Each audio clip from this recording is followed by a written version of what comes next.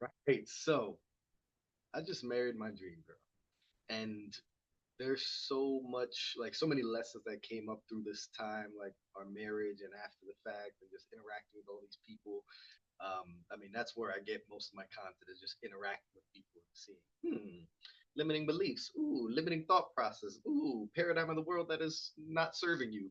Obviously, I'm not putting my coach hat on and saying, I mean, of course, with some people that I feel are on that level or are open to it, like my best friends and my closest people, I'll definitely challenge their beliefs because I love them so much and I want to see them, grow. I see them in their highest and I want them to see themselves how I see them.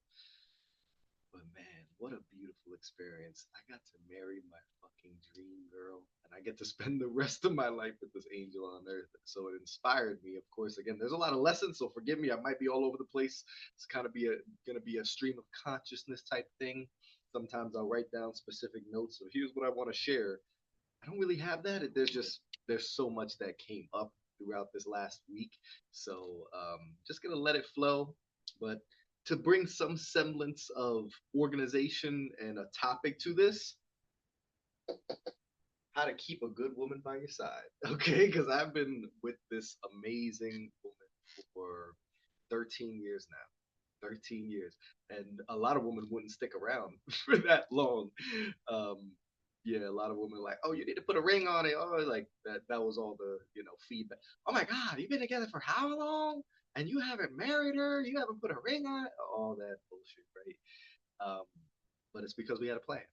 Okay, we had a plan, and it's still coming to fruition, obviously. But I want to share with you guys how I was able to keep this amazing woman in my life for 13 years. Because, like I said in my vows, my greatest accomplishment in this life being is having the strength to be vulnerable and let her help me open my heart. Okay, and if I can help other men, I mean, this is going to be for men specifically. I can only speak to who I am and those who I once was.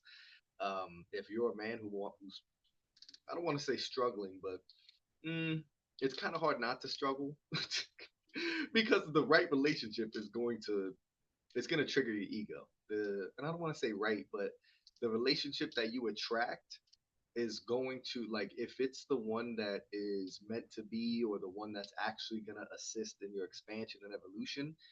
They call it growing pains for a reason and not growing pleasures. Like, you're going to experience adversity, challenges, arguments, disagreements, and I want you to have some foundational knowledge of how to move through these things and how to keep a good woman by your side. Okay, so the first thing that's helped me tremendously. Okay, the first thing that's helped me tremendously. I don't know how many of these there'll be, but you have to disidentify from your mind, or what I call your ego. Okay, you have to have a foundational understanding that you are not your mind. Because if you believe you are your mind, as soon as she thinks differently from you, you're gonna do what I did, which is, oh, I'm smarter than her.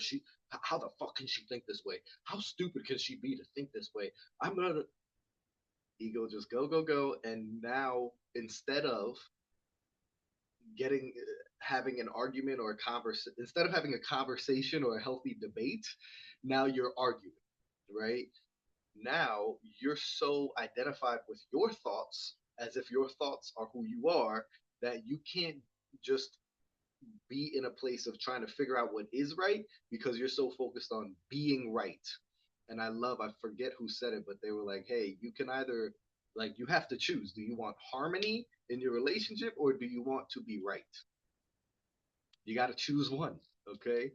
But disidentifying from your mind is essentially just recognizing that you're not your mind, you're not your thoughts. Your mind is like a computer that's been programmed by society, parents, and just especially between the ages of 0 and 7 years old, your mind was like a sponge and it was just getting programmed and programmed. And that's why one of my coaches, Sean Smith, he likes to say most humans are adults walking around with toddler belief systems because they created beliefs during their toddler years and then they never questioned or checked those beliefs because they just let them run their lives because they believe that they are their mind or they are their personality. If you've ever seen the movie Venom, I love how it gives a perfect visualization, right? The movie Venom, there's the symbiote, the alien, and it latches on and it takes over his body. And then there's a point where, and especially actually, I think it's more so in Spider-Man 3, I want to say, where Venom becomes a thing, the symbiote takes him over, and there's a part where he's pulling it off. He's like, get off of me, right? And he's yanking it off and out of him. That's what I visualize when my woman is sharing something with me that my ego doesn't like. I visualize my ego as the symbiote and I'm pulling it off and out of me so that now my ego is here and all its thoughts and judgments are outside of me. They're not inside of me. They're not me. I've now popped out, disidentified from it, and I'm just watching it. My girl's sharing something with me, and I'm watching the ego make up all its judgments, but I'm not saying that's who I am. The point of an argument is not to be right, it is to find out what is right. And one of the things that we have to begin doing as men is you have to honor her intuition slash her feelings.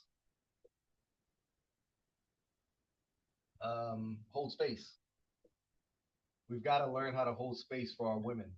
And here's the thing, the only way you're going to be able to hold space for your woman is if you have space held for yourself. It's the same concept of the only way you're going to be able to show her love is if you love yourself. And that gets me to my next point, which is you must um, you must begin to get your self worth from within. Okay, because if you get your self worth from outside of you, you're going to live life as if you're trying to get to the horizon, meaning the horizon is just going to keep moving back. You're going to accomplish something, and then because you get your self worth from outside validation, that game never ends, right? You're going to be like me, the guy who maybe things don't work out as you wanted them to at work or in your business, and you're going to come home and you're going to project your own self uh, loathing, your own self discontent onto the person closest to you, and you're going to make your woman the enemy. And now anything she says, you're fighting against it as if she's the enemy, when no, the enemy is inside of you, right? We've got to begin getting our self worth from within, and from our connection with God. Now, a lot of people say, yo, you're a financial advisor, financial coach. Why do you talk about God? Like, why are you so like talk about spirituality and stuff? Like, talk about money. I want to know about money, right? The reason is because understanding that God loves you unconditionally is what will allow you to love yourself unconditionally, which will allow you to receive the love from your partner and to love her the way she deserves to be loved, to love her properly. Because we only will accept the love into our lives directly proportional to the amount that we love ourselves. You cannot love someone else unless you really love yourself. You trying to love somebody else without loving yourself, that's what's called, I guess, self sacrifice. I call it a counterfeit version of love because you loving others without loving yourself means you're trying to get love from the outside. And again, similar to getting your self worth from the outside, is the same thing as getting love from the outside. That game never ends. You'll always have to get more and more and more and more. You'll never feel truly fulfilled because it's a counterfeit version of love. It's not true love. Okay?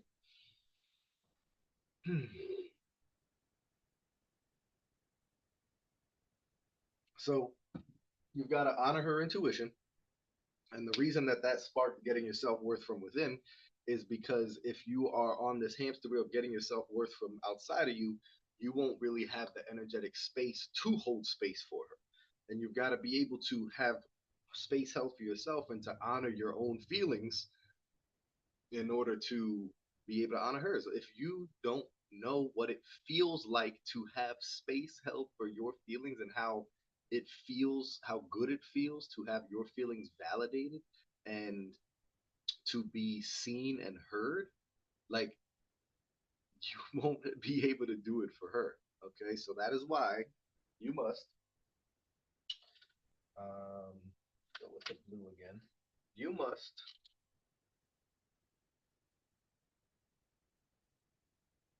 honor your own feminine energy.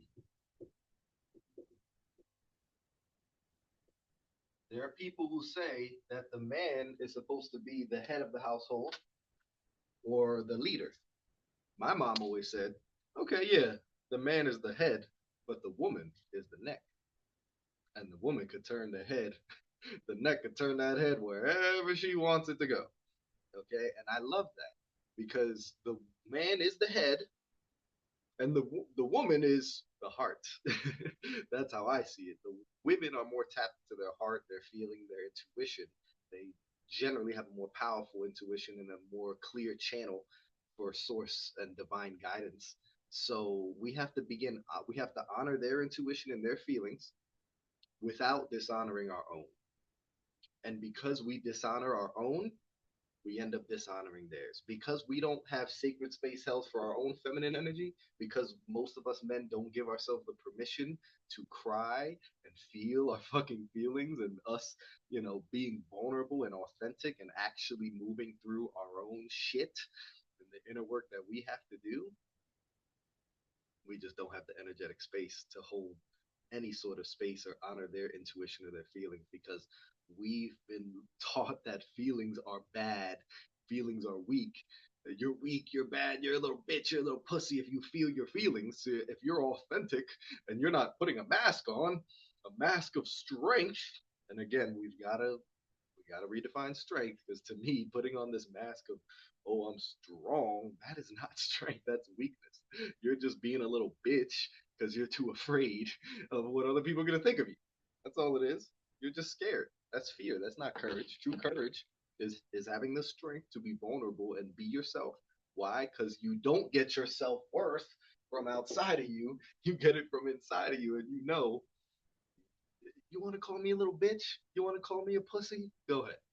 I know that I'm a fucking real man because I cry and I feel my feelings and I have the strength to feel my actual genuine feelings. And I know that that strength that I display in, like, honoring my own feelings is only going to translate to strength to be able to hold space for my woman. Because if I'm not doing that, then when shit really hits the fan, like when my father-in-law has a stroke and I have to go and listen to him in the bed telling me, "Hey, you're the man now. I need you to hold it down for us. I need you to take care of this family. I might not be here."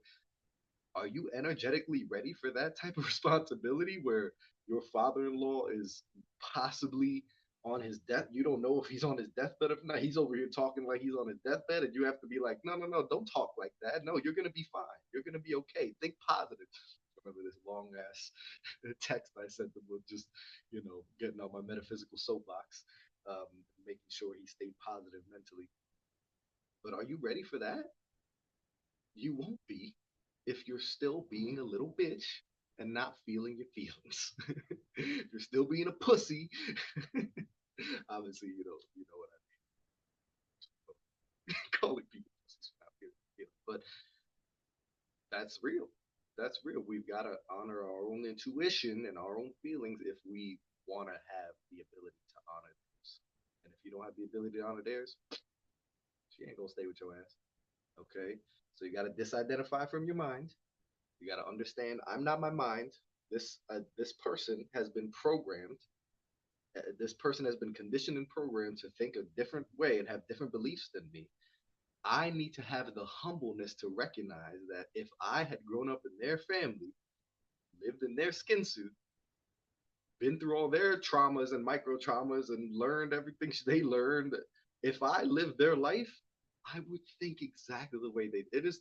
the highest form of arrogance to judge another human being by saying something like, I would do things differently. No, you wouldn't, because you would have their mind. You would be programmed exactly the same way they're programmed, meaning you would think the same way they think, believe the same way they believe, and act the same way they act.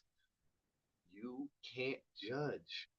That is why when you disidentify from the ego and you understand that you just have a mind that's been programmed, and this your significant other has also been programmed a different way. Now you can come with curiosity. You can come seeking first to understand, then to be understood. Read Seven Habits of Highly Effective People by Stephen Covey. This is a game changer. This is highly effective people seek first to understand, then to be understood. Where'd my video go?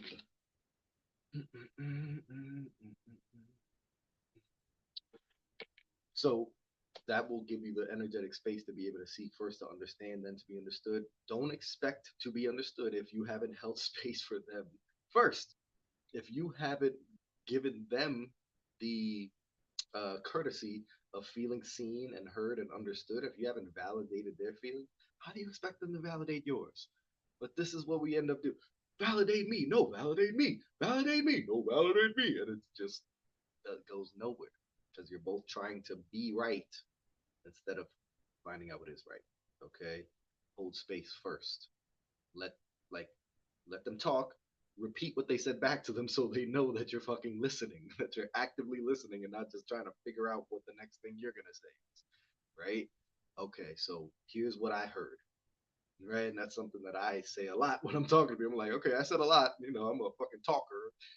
What did you hear? Right? What did you hear? Is this landing for you? Do you understand? And I'll never forget it.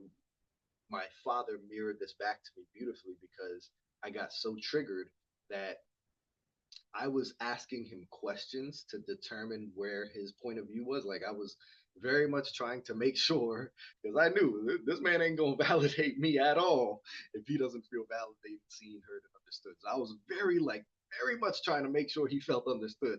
So I'm asking questions, but he immediately assumed that my questions were rhetorical questions and that I wasn't genuinely asking a question. I was just making a statement with a question, which is an asshole-ish way to communicate. Right? And I'm like, no, this is not a rhetorical question. I'm genuinely asking you this question to make sure I understand. Like, stop putting a bunch of words in my mouth. And I realized, oh my God, I did this to my woman. My dad is just mirroring back all the bullshit that I did to my woman. And I just, one, it helped me have a bunch of empathy and realize, okay, I can't judge him negatively. I did the same shit for years. All right, how the fuck did this woman stay with me? She must have really seen the good in me to stay with my dumbass, freaking invalidating her feelings, just jumping to conclusions and putting all these words in her mouth because that's what the ego does. Your greatest fear, the ego is operating from a place of fear, not from the mind operates from fear. Your whole fucking personality was created from fear. The fear of judgment, the fear of rejection, the fear of negativity. It all just constructed based off of fear in order to protect you. This whole, your mind, your ego is all fear based. It's all fear based. That's why you have to get into your heart. You got to get out of the mind, get fully present, and literally imagine yourself operating in the heart. Breathe into your heart as if it's a lung. You've got to get out of the mind and drop into the heart. The heart is more intelligent than the mind because love is more intelligent than fear just because love is all there is. Love is the foundational truth. Fear is just the opposite of love, created in order for us to live within a contextual field that includes both so that we can experience love. Fear is just only there to give us a context to experience the love fully, to its fullest. And your ego is all fear based. So that's why you disidentify. You say, I am not this fear based ego. I am not this personality construct, this, this bundle of mental construct that was created in order to protect me. That is not who I am. I am pure consciousness. I am one with source. Drop into my heart. My heart is more intelligent than my mind. And my heart will give me the ability to hold space, honor her feelings, honor her intuition, make her feel seen, heard, and understood. And then I can share my feelings, okay, and where I'm coming from a place of love, not from a place of you're dumb, you're stupid, you're wrong, and let me make sure you know how wrong you are, and make sure you feel stupid and shameful and guilty for being wrong. This is how a lot of us, especially black and brown folks, a lot of us were just condemned. Okay, we made honest mistakes as children, and we were condemned for those honest mistakes. We were shamed. So now we don't give others permission to make honest mistakes. So I'm going to add that one.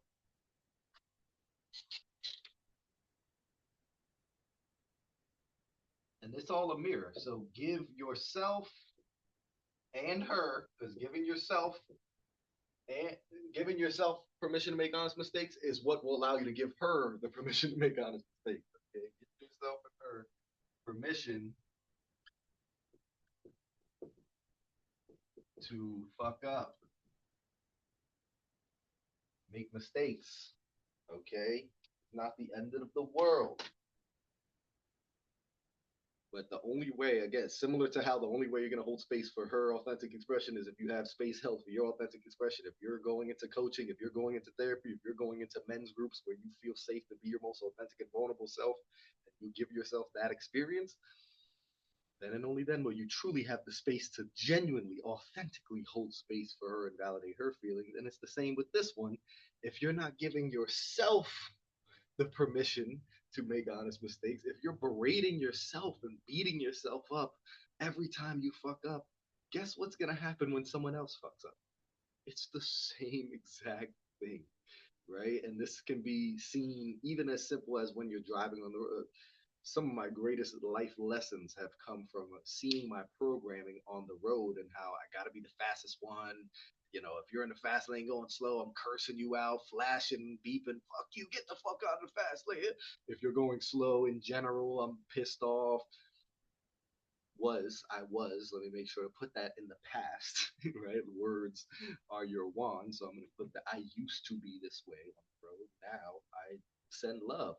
When I used to call people motherfuckers or asshole, now I call them beautiful soul. Right? Even if I get cut off, I'm like, oh motherfucking beautiful soul. God bless you. Right? I make myself say those words instead of the words. And if I do say, oh, this motherfucker, I'm like, oh, no, beautiful soul, beautiful soul, beautiful. So I negate it with three beautiful souls because I'm like, I'm not going to accumulate all this fucking negative karma on the road by putting all this negative energy out, putting only positive energy out now, right? And the way I drive my car is the way I drive my life. What's the rush? Right? If I'm rushing and I need to get to my next destination immediately, probably how I'm driving my life as well. I need to get to the next destination and I'm not letting myself enjoy the journey.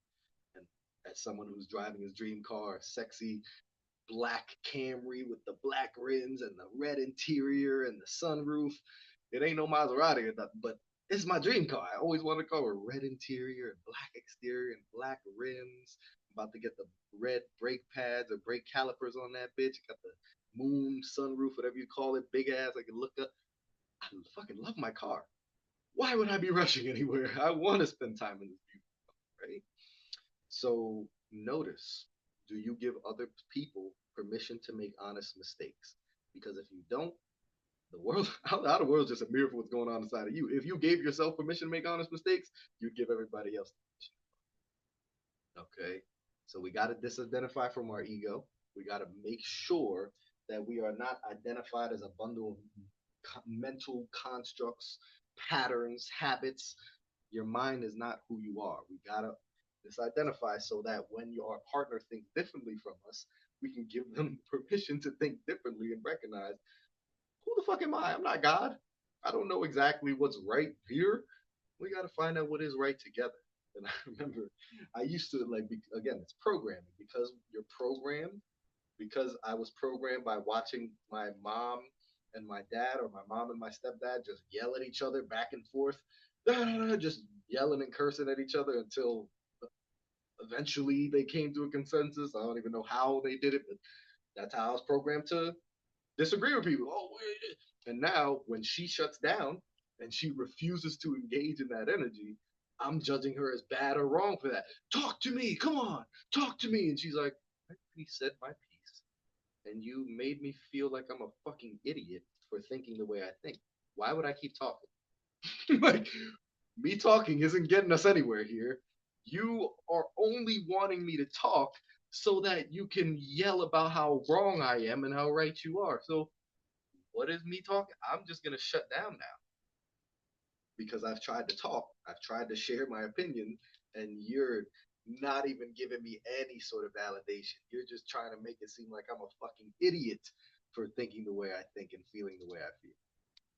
Right? So why would I talk anymore? And my ego was so frustrated with that. Oh, you gotta talk. We gotta talk this through. And she's like, that's what I've been trying to do, and your dumbass won't even let me talk. Literally, you're saying, talk, say it, say what you mean. And then as soon as she starts saying something that I don't like, I'm cutting her off. It's like, you told me to talk, but then now you're cutting me off. Which one do you want? Right? I can't communicate with someone like that. I can't communicate with someone that's so deep in their fucking ego that they won't even give someone permission to think different. And if you're identified as an ego, you will not be able to have healthy conversations. You'll be stuck trying to prove yourself right. Why? Because the ego believes that if it's wrong, it's bad. And this is why you must, whoo, you must, hope you can still see this one, heal your toxic shame. Toxic shame. This is like the foundation of all drug addiction, the foundation of all overworking. It's toxic shame. We were shamed for, again, for making honest mistakes as children. We were shamed for probably expressing ourselves authentically. We were too happy and loud, and we got shamed during our moments of our greatest exuberance and that authentic expression as kids. We were told to shut the fuck up. We were shamed. Some of us, like me, were beaten. Okay, so these things have a serious, serious effect on us, and we develop toxic shame. And sometimes, because there's toxic shame and there's healthy shame. Healthy shame is the shame that says, I fucked up. I'm a human. I'm gonna fuck up. This shame is just a message from my soul telling me that I acted out of line with who I choose to be. So now I get to move on, right? The healthy shame is the one that it's just a message saying, you don't want to be that way. As soon as you get the message, you get to transcend the shame to higher levels of consciousness that will actually serve you and empower you. Okay? The shame, and a lot of this comes from religious conditioning that says that there's a God up there sitting on his throne saying, you're going to go to hell if you fuck up. Like that's the conditioning. Oh, we're going to be judged by God, right? If God is going to judge me and condemn me for fucking up, that God might send me to eternal damnation, might send me to hell to burn for eternity.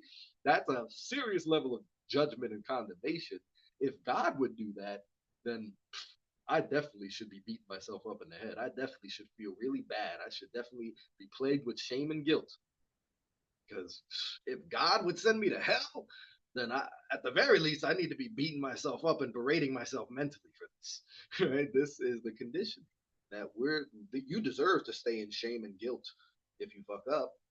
But that's the thing, that it becomes a shame and guilt cycle. You feel shame and guilt, and in order to get rid of the shame and guilt, you do the same fucking thing that led to the shame and guilt. You drink, you smoke, you fuck, whatever it is. Now it's just a cycle. Shame and guilt, doing the thing that brought the shame and guilt, more shame and guilt, doing the thing.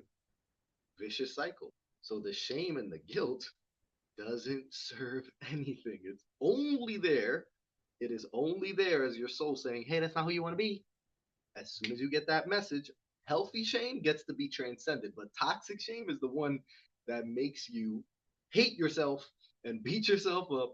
It's toxic. It's toxic to your body. It's toxic to other people. Toxic shame is what gets us in these shame spirals because we're stuck in this place of, and it's two ways. It could be both ways. Some of us were programmed with toxic shame that made us want to be, the high achiever, the overachiever, and I got to get all the accolades and all the money and all the. These are the people who end up being 100 millionaires looking at billionaires feeling inadequate and feeling like they're not enough and still beating themselves up with all this toxic shame. It can also go the other way, where now you're the drug addicts, the criminals, they've just developed this identity of I'm a bad person. And we all act in line with who we identify as. So that toxic shame created an identity of I'm a bad person. So I'm just gonna keep doing bad shit. I'm just gonna keep doing crime, doing drugs, right? This is because it's what's gonna alleviate this shame in the moment, the bad stuff, the drugs, or the good stuff, the money and the success and the achievements, right? Either way, the game never ends. Either way, you can end up like the, Kurt Cobains or the Robin Williams or the, people who end up taking their own lives, even though they've achieved all this success. It's because we're still plagued with this toxic shame. We have to heal that toxic shame so that when our woman comes to us and says, hey, you fucked up, or hey, I need you to step it up here, we're not taking that as evidence that we're a bad man or a bad husband or a bad partner. Because I'll never forget the night where Avery came to me and she was like, listen, babe, I didn't really feel your love yesterday. It felt like you were all up in your head and not in your heart. I didn't feel any love from you. It was like you didn't even want to be around me. Like, yeah, like, what's up with that? And what did my ego do? You don't appreciate all. I've been showing up every day. I cook for you. I clean for you. Let me list all the ways that I've been good in order to negate so that right, you can't tell me I'm bad in this one area because I'm good in all these other areas. It's like, yeah, we're not talking about all those other areas. We're talking about this area. We're not talking about the 10 years that you've been showing up. We're talking about the one day yesterday that you didn't. And it's kind of like it's similar to like if you go to your parents and you say, hey, I just got flashed back to this time where you beat the shit out of me, right? Or you said some fucked up shit to me that really hurt. I've never addressed this. I just want to let you know that hurt me, right? That hurt me. And you're just looking for a little validation. You're just looking for like, yeah, I remember that. I'm sorry. Yeah, I'm sorry. If I could do it differently, I wouldn't do that to you. Like, I'm sorry that I did. That's just a little bit. Not even if it's not. I'm sorry. Even if it's just like, yeah, that was fucked up. That was fucked up. My bad. You have a right to feel that way. That was messed up. Like it doesn't even have to be some crazy apology, right? You're just looking for some validation. Like, yeah, that was fucked up, and I won't do that to you now as an adult, and I definitely wouldn't have done it if I had this level of consciousness. It's the same thing we go through with a lot of us go through with our parents, where instead of saying, yeah, I fucked up, it's how could you be bringing this up? You're so, what is it? You're so ungrateful. What about this and this and this and this and this? And they feel the need to list off all the good things because they're plagued with toxic shame. And a part of them is afraid that they were a bad parent. So if you bring something up that could be evidence that they were a bad parent, now because they don't truly like believe I was a great fucking parent. Because again, if they truly believed I was a great parent, I did the fucking thing, I did my best, and my best was great, my best is the best it can be. If they weren't plagued by toxic shame and they had healthy shame, then you coming to them saying, "Hey, you fucked up here, you hurt me," it would just be like, "Yeah, I hurt you, my bad." They wouldn't have to try to invalidate your feelings by saying, well, let me list off all the good things I did for you. How could you be so ungrateful by trying to get validation of this feeling of this one little thing, right? The same thing us men do with our women, where if she's asking for us to step it up in some regard, now it's like, oh, now we're taking that not as just for as what it is, like, hey, here's one thing you can step it up in this way, and I would appreciate you stepping it up. No, we're taking it as, oh, she's saying I'm a bad man. And now I have to defend against this idea that I'm a bad husband or a bad boyfriend. Not what she's saying. Okay. And when you heal your toxic shame and you have given yourself the permission to make honest mistakes, now when she comes and says, hey, you made a mistake, you can say, yeah, I'm a human. That's what us humans do. Thank you for giving me the opportunity to step it up and do better here. Thank you for not judging me as a bad man like my ego used to. Thank you for not judging me as a bad person like my ego tries to do.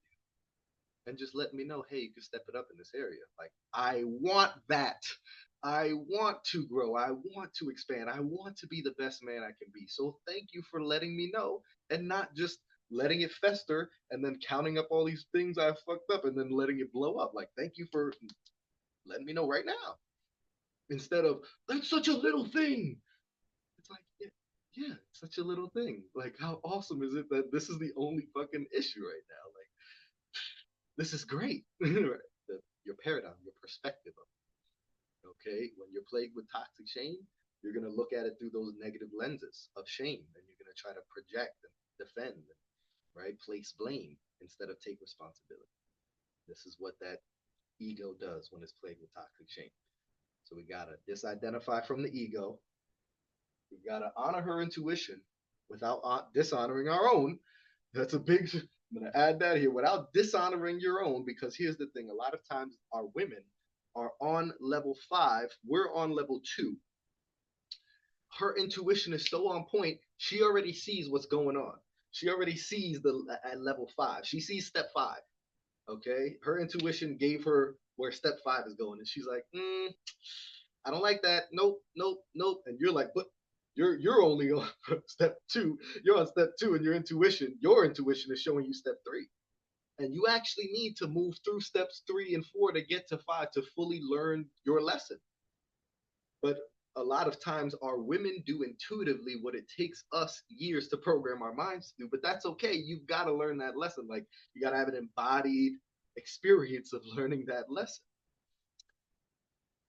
I'll give you a great example. Avery was already on level 5. She already knew, hey, this network marketing thing is not the thing. Like, my intuition is letting me know this is not the thing. Now, I can't really describe exactly why logically, but my heart and my intuition is just telling me this is not the thing. Now, she's on level 5. She already sees, right? She's got the clarity. I'm on level 2, moving to level 3, like, no, this is the thing. This is, here's all the logical, masculine, mind based reasons why this is, and you can't even give me a list of reasons like I'm giving you of why it's not the thing. So, fuck your intuition. I'm going to do what's right for me. Do I regret that? No, because do I regret being an asshole? Yes. Like, I could have been like, okay, baby, like, I understand that. I honor your feelings. I validate how you feel. And this is how I feel. I feel like this is the right next move for me. This is my highest excitement right now, and I gotta go through, right. I don't dishonor my own intuition, because there's some lesson. Even though she might be right at the end of the day, that she's already on step 5 and it ain't the thing. I actually needed the experience of going through step 2, 3, and 4 so that I can fully understand why her intuition was saying no, right. I needed to go to the meetings. I needed to network with the people. I needed to see what the process was and realize, oh yeah, not for me, not the thing, right? But if it was just dishonoring my own intuition, now what happens is if things don't work out, now I'm placing blame instead of taking responsibility. That's why I say you got to honor your woman's intuition without dishonoring your own. If you have a strong feeling and she thinks differently, you honor that, you respect that, you don't make her wrong, you don't make her bad for thinking differently from you. You understand she's been programmed a different way. She might be on a different level of intuition. Her intuition showing her something different because she's on another different level of consciousness, because our intuition will only give us messages based on our level of consciousness. So don't dishonor your own. You got to learn your own lessons. But if you're in a place of I'm not sure, you would do very well to trust your woman's intuition. You would do very, very well. I can't tell you how many times I've looked back and said, "Fuck, I should have just listened to my woman." God sent me this intuitive freaking queen for a reason. Okay, so honor her intuition, honor your own too. Um, you got to get your self worth from within, because if you're someone who is plagued by that toxic shame and you got to get the outside validation and the love from the outside, that game's never going to end, and you're not going to be able to experience true love, which only comes from within. It only comes from within. And now your woman's only going to get the full version of you when you just close a business deal, or when you, and these are the men who end up cheating on their women, because if things aren't going well in one area, now they're going to get their self-worth from getting some pussy somewhere else, from having some other, getting attention from another woman. That's where they're going to get their self-worth from. So you've got to make sure you're getting your self-worth from within. And the only, this is why I go to God, because the only way that I'm able to get my self-worth from within is recognizing who the fuck I am, which is not a limited ego mind, not a bundle of mental constructs or a fucking personality, but pure consciousness made with atoms that are 99.999% energy, which means that I may look solid, but in reality, I'm an energetic being. I am pure consciousness. And that pure consciousness just happens to be connected with everyone and everything. It doesn't end at my body, it goes out into space. I am the universe. And when you let yourself meditate for long enough or jump into a plant medicine ceremony where your ego dissolves and you actually have a felt embodied experience of unity consciousness and oneness with source, and you really, like, not just intellectually understand, but really it lands in your body. Holy shit, I'm one with everything. Literally one with all that is. I am the universe. There is nothing I need to be, do, have, add, or subtract to be perfectly loved by God. I am perfect, whole, and complete right now in this moment. Perfect, whole, and complete. Not born in sin, born in pure love. Not born bad, born good. Like, I'm good in my essential nature. And that's when you understand and you believe in your own basic goodness, you can believe in the basic goodness of others. And now it gives you permission to give them, gives you permission to give them permission to be their authentic selves, and give them permission to make honest mistakes, and give them permission to think differently from you, and give them permission to feel their feelings, because you know who you really are, a unique emanation of the Most High, sent here to reflect and reveal God's love in only the way that you can. Sent here to give God a unique perspective, the universe, a unique perspective so that it can continue to expand. You are just God with a mask on. And when you understand that, nobody can give you more self worth. You are just, you're so, you are one with all that is, okay? And at that point, self worth comes from within and not from, there's nothing I can, again, I can't achieve, accomplish, do, there's nothing I can do to make me more lovable and worthy of love in the eyes of God. And that's why I always come back to and a God, source energy, cosmic consciousness, infinite intelligence, Buddha, Krishna, Allah, whatever you call that one power that gives order and origin to everything in the universe, whatever you give that one power, that name of that power that brings the cells of your body together and animates your body, I don't care what you call it. I've gone back to calling it God.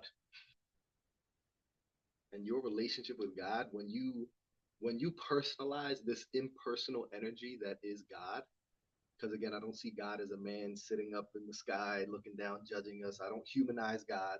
I don't create God in the image and likeness of humans. I let God create me in his or her image and likeness. All right. I'm not placing human traits on God. I believe God is the highest level of consciousness, the highest frequency possible, an impersonal energy, like my man Nero Knowledge says, an impersonal energy. But when you take that impersonal energy and you realize I can personalize it, and I can choose to believe that God loves me unconditionally, that literally there's nothing I can do, nothing I can be, nothing I can have that can make me more worthy, more enough, more deserving of God's love. God loves me unconditionally. It will help you in every single area of your life. Every area of your life. Oh, I'm not where I want to be physically. Oh, God still loves me. Oh, I just fucked up and yelled at my woman. God still loves me. Oh, I'm not where I want to be financially. God still loves me. And if God loves me, then why wouldn't I? At that point, it becomes illogical. Like, you can just logically realize this is foolish. This is actually unintelligent for me to experience, to let myself sit in this shame and guilt. This is unintelligent. My ego is unintelligent compared to my heart because my heart knows God loves me unconditionally. So it's not intelligent. I'm being unintelligent by living in the mind, by identifying with my ego, by not giving people the permission to make honest mistakes, by letting my toxic shame plague me and allow me to go on spirals of shame and guilt, by not holding space for my woman and giving her permission to think differently and feel her fucking feelings. This is unintelligent. And I say it this way because us men are usually in our minds. The masculine energy is very mind based, the feminine energy is very heart based. And because a lot of us are in our minds, that's why a lot of the work that I do with men is just logically invalidating certain beliefs that they have. Oh, you think you need to stay in shame and guilt and that it makes sense to stay in shame? Let me show you how logically it makes no sense to stay in shame and guilt. We just logically invalidate these bullshit beliefs, limiting beliefs. And once you fully understand, you like give yourself that framework and you logically invalidate, then you realize, oh my God, it's actually more intelligent for me to believe things that serve and empower me in this life. It's just the smarter thing to do. And I like to identify as a smart person, right? So that's how you keep a good woman in your life. Okay, you disidentify from your ego. You honor her intuition and her feelings without dishonoring your own and recognizing that okay, having sacred space held for you. You get your self worth from within by remembering who the fuck you are, which is not a bundle of mental constructs, patterns, and ideas, but is pure consciousness, which is connected with everything, one and everything, which is one with source, which is one with all that is. And therefore, you can't do yourself into love. You can't do anything else. There is nothing you can do, nothing you can be, nothing you can have, nothing you can add or subtract that would make you more worthy and deserving and enough. You are already perfectly worthy, deserving, and enough. You are perfect, whole, and complete because you're one with God. Honor your own feminine energy. This goes similar with honoring her intuition without dishonoring your own, without dishonoring your feminine energy. You gotta have sacred space held for you to dive into the depths of your soul and psyche and let yourself express the shit you've repressed for years because you know how it feels to have sacred space held for your feminine energy. You'll be able to have the strength to do it for her. You got to give yourself and others the permission to make honest mistakes because many of us were shamed for making honest mistakes as a kid. So now every time we make honest mistakes, we're beating ourselves up. So, of course, if other people are doing it, we're going to do the same thing to them. And then you got to heal your toxic shame and transform it into healthy shame. Healthy shame that says, I'm a human, I'm going to fuck up, I'm going to make mistakes. Let me commit to being better and let this shame simply be a message from my soul telling me I acted out of line with who I choose to be. I love you so much.